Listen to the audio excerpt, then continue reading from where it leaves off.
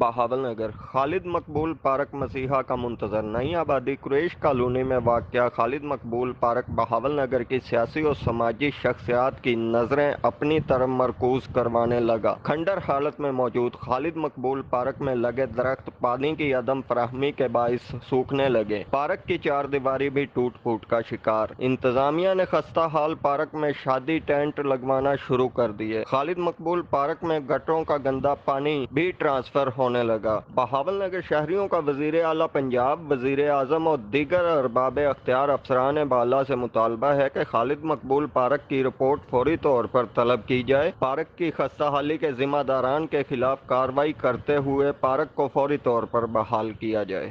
ہم لاتے ہیں ٹاپ نیوز، آپ کے فیوریٹ ٹاک شوز اور ان لمیٹڈ انٹرٹینمنٹ صرف یوٹیوب پر۔